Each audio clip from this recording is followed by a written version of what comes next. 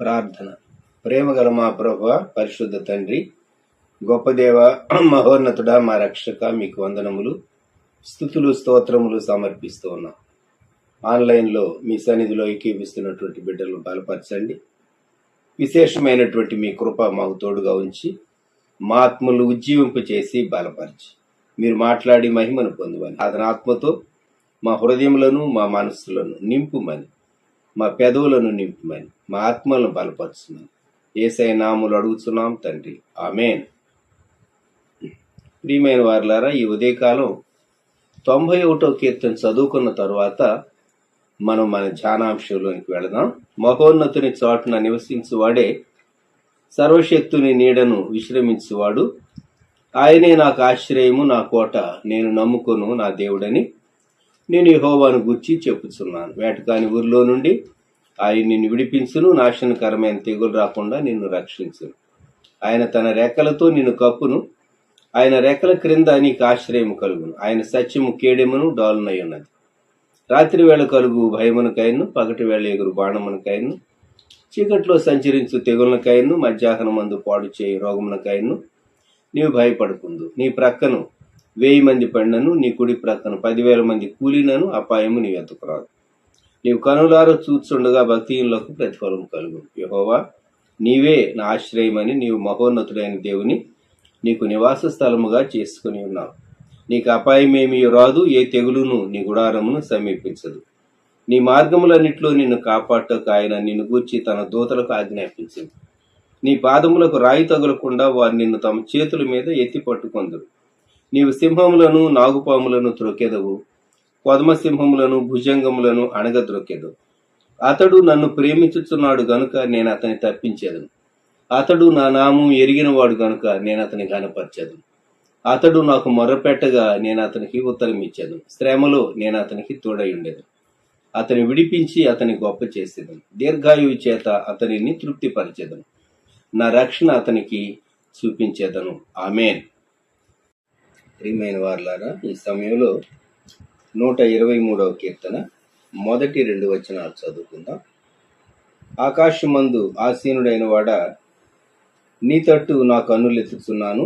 దాసుల కన్నులు తమ యజమానుని చేత్తట్టును, దాసి కన్నులు తన యజమానురాలి చేత్తట్టును చూసినట్లు మన దేవుడైన యెహోవా మనల్ని కరుణించు వరకు మన కన్నులు ఆయన తట్టు చూస్తూ ఉన్నవి. ప్రార్థన.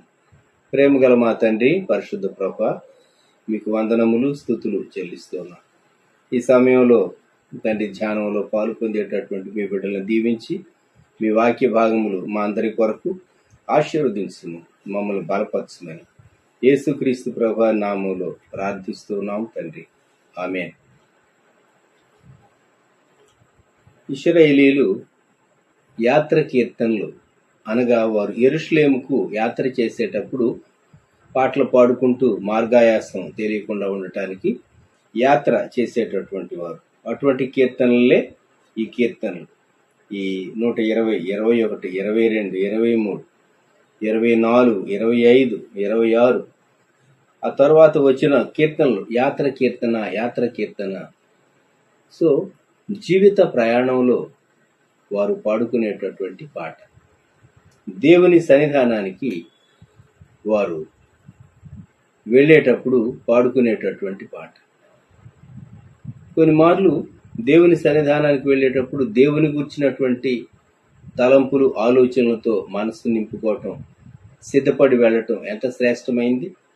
ఈ 123వ కీర్తనలో ప్రారంభం, ఆకాశమందు ఆసీనుడైన వాడా, నీ తట్టు నా కన్నులెత్తుచున్నాను. ఒక వ్యక్తి చెప్పిన మాటల వలె కనబడుతూ ఉన్నాయి. ఒక వ్యక్తి దేవునితో తాను, దేవా, నీవు ఆకాశమందున్నావు, నీవు ఉన్నతుడవుగా ఉన్నావు, నీవు ఆకాశం నీ సింహాసనంగా చేసుకున్నావు, నీవు పరిపాలన చేసేటటువంటి రాజుగా ఉన్నావు. అంతేకాదు, నీకు మనవి చేసేటటువంటి వారికి నీవు దయచేసేటటువంటి వాడవు కనుక నీ తట్టు నా కన్నులు ఎత్తుచున్నాను. కొన్ని మార్లు ఎవరైనా ఏదైనా ఇబ్బందిలో ఉంటే మనకు సహాయం చేసేవారు ఎవరు అని వాళ్ళు ప్రముఖమైనటువంటి వ్యక్తుల గురించి ఆలోచిస్తారు, లేక ప్రాణ స్నేహితుల గురించి ఆలోచిస్తారు, బంధువులను గురించి ఆలోచిస్తారు, పరిచయస్తుల గురించి కూడా ఆలోచిస్తారు. ఎవరు సహాయం చేయగలరు అని చెప్పి మనుషుల తట్టు చూస్తూ ఉంటారు. నీ తట్టు నా కన్నులు ఎత్తుతున్నాను.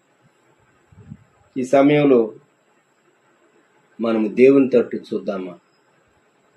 దేవా,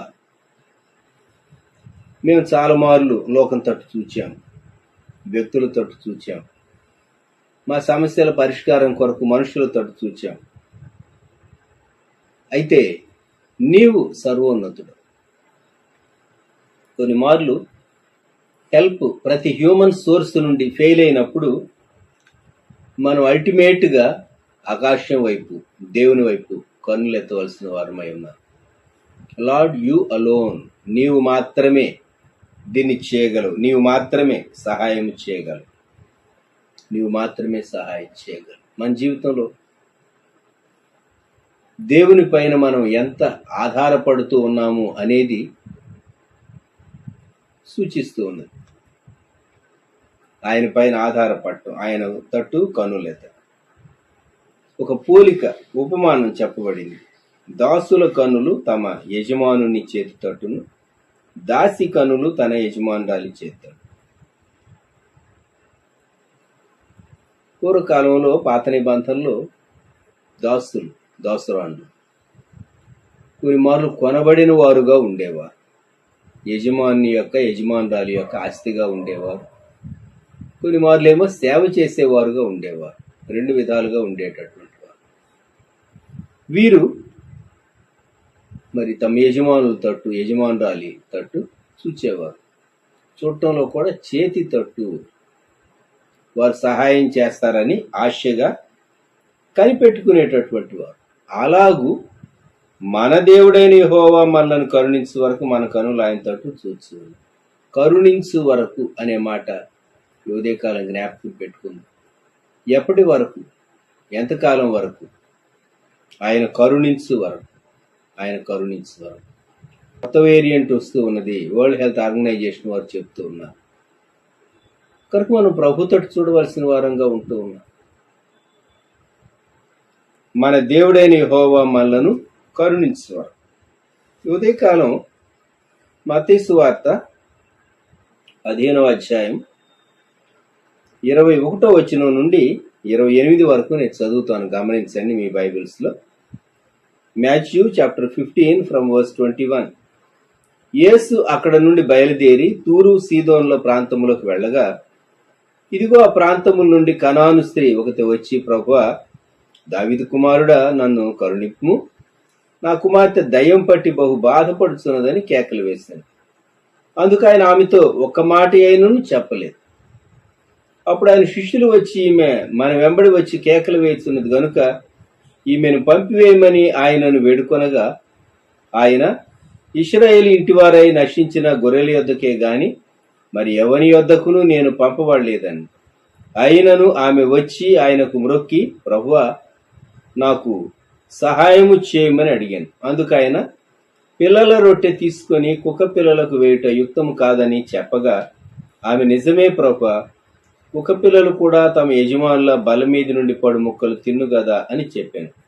అందుకు యేసు, అమ్మా, నీ విశ్వాసము గొప్పది, నీవు కోరినట్టే నీకు అవునుగాక అని ఆమెతో చెప్పాను. ఆ గడియలోనే ఆమె కుమార్తె స్వస్థతనుంది. దేవుడు శరీరధారిగా యేసుక్రీస్తు ప్రభు పేరుతో భూమి మీద సంచరించినటువంటి కాలంలో ఆయన యెరూషలేము ప్రాంతాల్లో, అనగా ఇశ్రాయేల్ దేశంలో ఆయన సంచరించారు.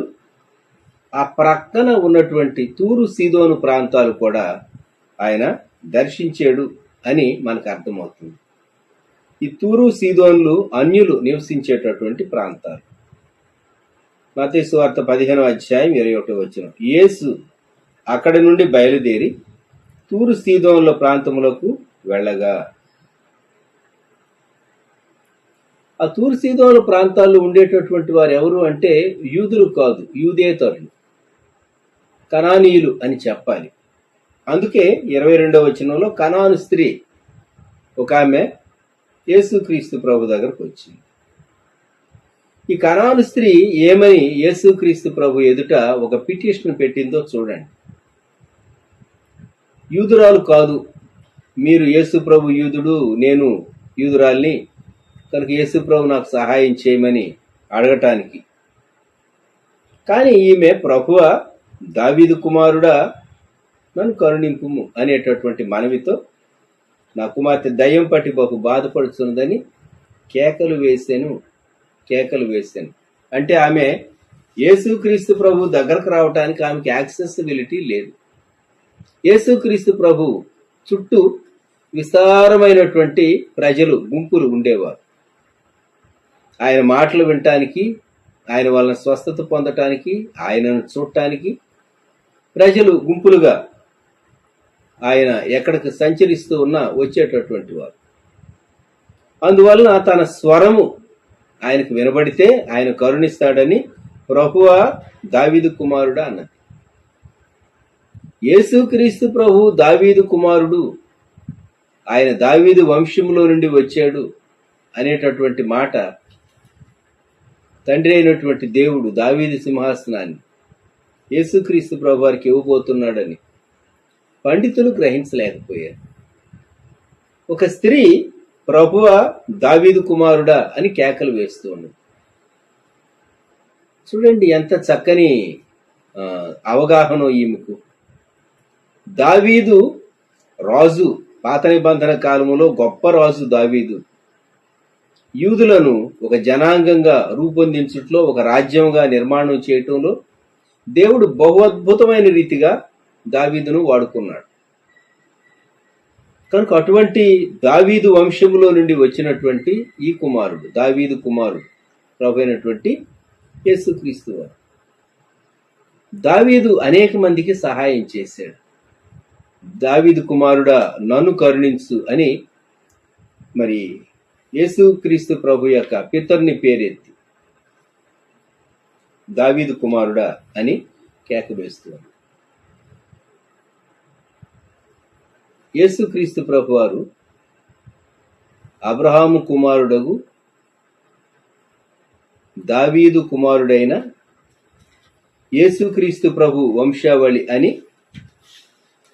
మత్తయి ప్రారంభించాడు. అబ్రహాము కుమారుడగు దావీదు కుమారుడైన యేసుక్రీస్తు వంశావళి మొదటి అధ్యాయంలోనే. మరియ భర్త అయిన యేసేపు దావీదు వంశంలో నుండి వచ్చిన వాడు గనుక యేసుక్రీస్తు ప్రభువుకు దావీదు కుమారుడు అనేటటువంటి పేరు ఉచితమైనదే, తగినదే. రాజుగారి దగ్గరకు వచ్చి మనవి చేస్తుంది అని చెప్పాలి. ఒక విధంగా కొన్ని మార్లు కొంతమంది వ్యక్తుల సహాయానికి వెళ్ళినప్పుడు, అయ్యా మీ పూర్వీకులు వారు చాలా గొప్పవారు, జమీందారులు లేక రాజులు, ఫలాని వంశం వారు, ఎందరికో సహాయం చేసినటువంటి వారు అని వారి పూర్వీకులను గుర్తు చేసి సహాయం అడుగుతూ ఉంటారు. ఇక్కడ ఈ స్త్రీ అదే మెథడ్ ఫాలో అయింది. ఈమె కనానీయురాలు, ఒక అన్యురాలు. యూదులలో అనేకులకు లేనటువంటి గ్రహింపు ఒక అన్యురాలికి వచ్చింది. పురుషులకు లేనటువంటి గ్రహింపు ఒక స్త్రీకి వచ్చింది. ఆ స్త్రీ సమస్య, కుమార్తె దయ్యము పట్టి బహు బాధపడుతున్నది. బహుశా కుటుంబంలో భర్త లేడేమో, లేక ఉన్నా ఒకవేళ ఆ భర్త తాను ఈమెకున్నటువంటి నమ్మకం ఆ భర్త కలుగలేదేమో తెలియదు. కానీ ఈ స్త్రీ బయలుదేరి వచ్చింది. ఈమె చొరవ తీసుకున్నది. తన కుమార్తెకి ఎంతో మెడికల్గా ఆమె సర్వీస్ డాక్టర్ల చేత, వైద్యుల చేత చేయించి ఉంటుంది. ఎవరు ఆ దయ్యాన్ని వెళ్ళగొట్టలేకపోయారు. నా కుమార్తె దయ్యం పట్టి బహు బాధపడుతూ ఉన్నది అంటే ఇది ప్రొలాంగ్డ్ పీరియడ్ అని మనం జ్ఞాపకం చేసుకోవచ్చు. ఈమె చాలా అలసిపోయింది, అయినా తన ప్రయత్నాన్ని విడిచిపెట్టలేదు. ఈమెమో కేక వేసింది అని లేదు, కేకలు వేసింది. ఒక మారు కాదు, అనేక మారు. మనం అనేక మార్లు ప్రార్థన ఒక అంశం కొరకు చేస్తామా? ఎన్నిసార్లు చేయాలండి? దేవునికి తెలుసు కదా, దేవుడు ఎందుకు ఇవ్వడు, దేవుడు ఎందుకు చేయటం లేదు, నెరవేర్చడం లేదు, ఎంత ప్రార్థన చేశాను, ఎంత గట్టిగా ప్రార్థన చేశాను, ఎంత ఆశతో నేను కనిపెట్టాను అని కొందరు అంటూ ఉంటారు. అటువంటి వారికి ఈ స్త్రీ ఒక చక్కని మాదిరిగా మనకు కనబడుతున్నది. ఆమె కేకలు వేసింది. ఎప్పటి వరకు? యేసుక్రీస్తు ప్రభు ఆమె యొక్క అంశాన్ని డీల్ చేసే వరకు. మొదట ప్రభు రెస్పాన్స్ ఏంటో చూడండి. మత్తయి సువార్త 15:23. అందుకు ఆయన ఆమెతో ఒక్క మాట అయినను చెప్పలేదు. యేసుక్రీస్తు ప్రభు అలాగ మౌనంగా ఉండటం అనేది చాలా పెక్యులియర్గా మనకు అనిపిస్తుంది. సహజంగా ఆయన అలాగ ఉండరు, రెస్పాండ్ అవుతారు. అయితే యేసు ప్రభు వారు ఒక ఉద్దేశంతోనే మౌనంగా ఉన్నాడు. కొన్ని మార్లు దేవుని ఉద్దేశం మనం గ్రహించడం మన పరిమితమైన జ్ఞానానికి మనకు కొంచెం కష్టం అని అనిపిస్తూ ఉంటుంది. దేవుడు ఎందుకు మౌనంగా ఉన్నాడు, దేవుడు ఎందుకు సైలెంట్గా ఉన్నాడు, దేవుడు ఎందుకు మాట్లాడట్లేదు, దేవుడు ఎందుకు జవాబు ఇవ్వటం లేదు, నేను అరుస్తూ ఉన్నా, కేకలు వేస్తూ ఉన్నా, ప్రార్థన చేస్తూ ఉన్నాను కదా అని మనం అనుకోవచ్చు. ఈ స్త్రీ కేకలు వేసింది, అయితే ప్రభు మౌనంగా ఉన్నాడు. శిష్యులు అడిగారు, యేసు ప్రభు ఆమె అడిగింది ఏదో చేసేసేసి త్వరగా ఆమెను పంపించేయకూడదా? ఆమె కూడా ఆ మాట వింటూ ఉన్నది దూరం నుండి, బహుశా లేక కొంచెం దగ్గరకు వచ్చి. ఆయన ఇశ్రాయేలు ఇంటివారై నశించిన గొర్రెల యొద్దకే గాని మరి ఎవని యొద్దకును నేను పంపబడలేదని. మొదట ఆయన వాగ్దాన ప్రకారం యూదులకు రక్షకుడు, అన్యులకు రక్షకుడు. ఇది అద్భుతం. యేసుక్రీస్తు ప్రభు వారు అందరినీ రక్షించడానికి, యేసుక్రీస్తు అందరికీ ప్రభు, ఆయన అందరినీ రక్షించడానికి, అందరి కొరకు సిలువలో ప్రాణం పెట్టడానికి వచ్చాడు. అయితే యూదులను ఆయన ప్రత్యేకంగా ఏర్పాటు చేసుకున్నాడు గనుక, యూదా జనాంగాన్ని ఏర్పరచుకున్నటువంటి ప్రియ ప్రభు ఆయన, నేను ఇశ్రాయేలు ఇంటి వారి యొద్దకే వచ్చాను, వారికి సహాయం చేయటానికి అని అన్నాడు. ఈ రెస్పాన్స్ ఎలా ఉన్నదో చూడండి. 25వ వచనం. అయినను ఆమె వచ్చి ఆయనకు మ్రొక్కి.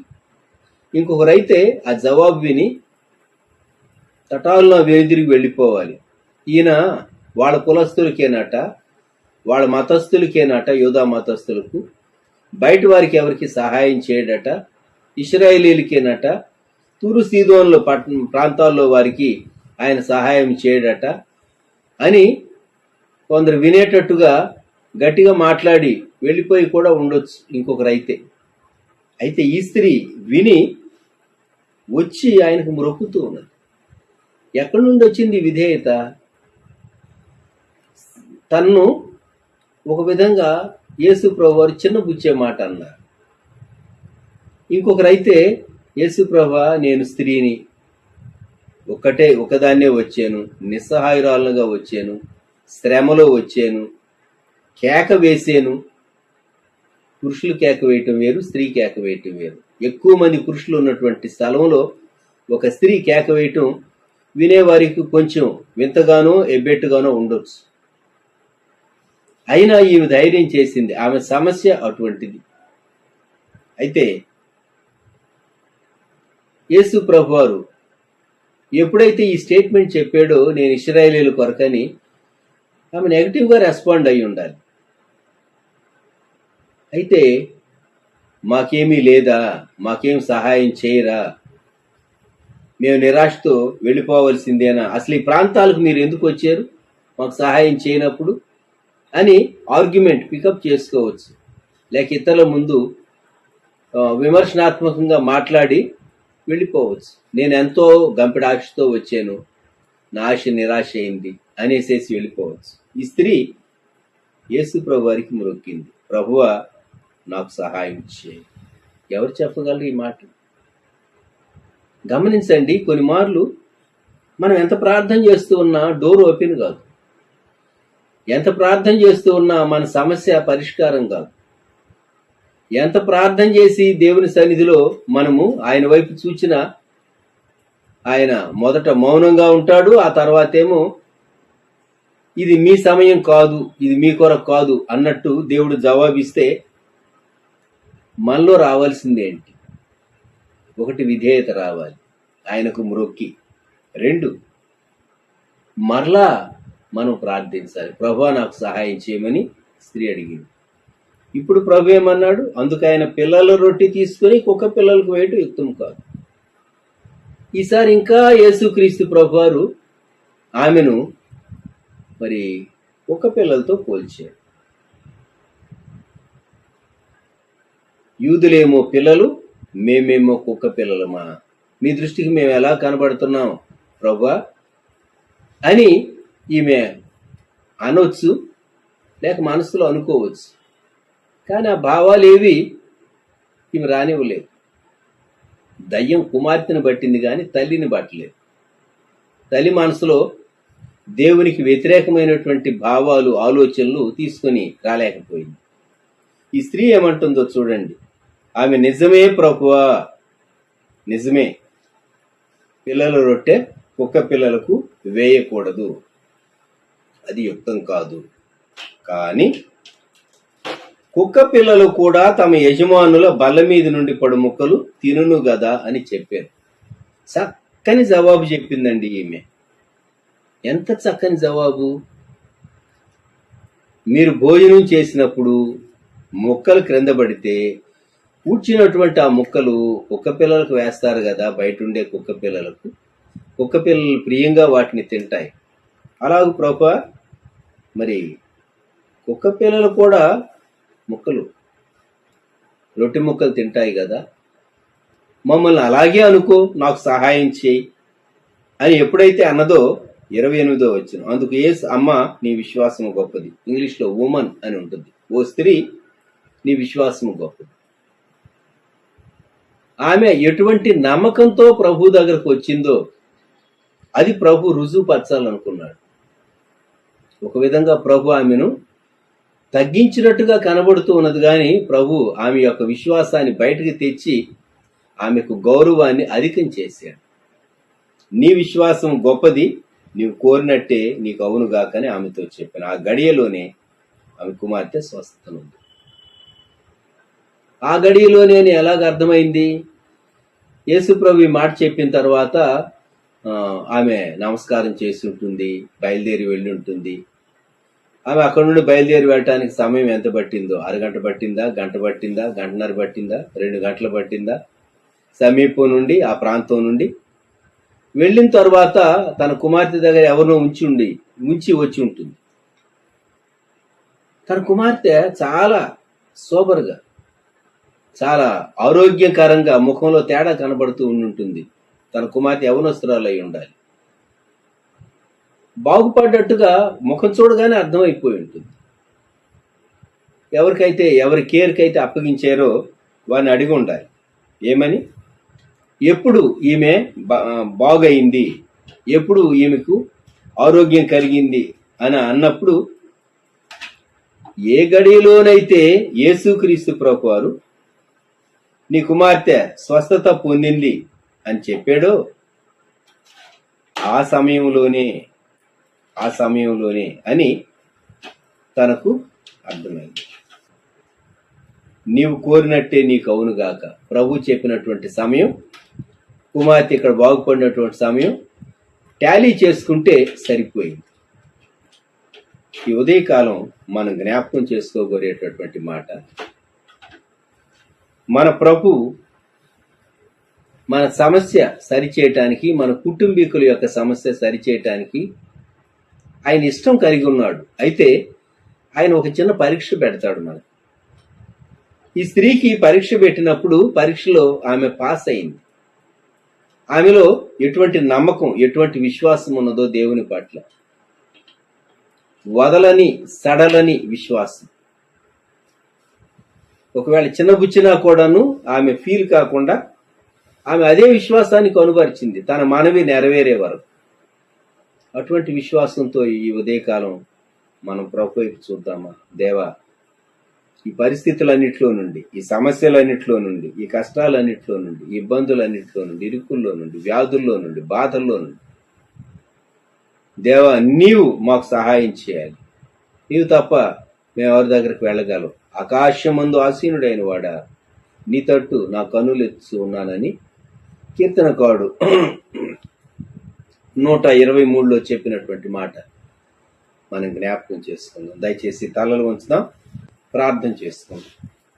ప్రేమ గల మా తండ్రి, పరిశుద్ధ ప్రభువా, గొప్ప రక్షక మా దేవ, మీకు వందనములు, స్తోత్రము.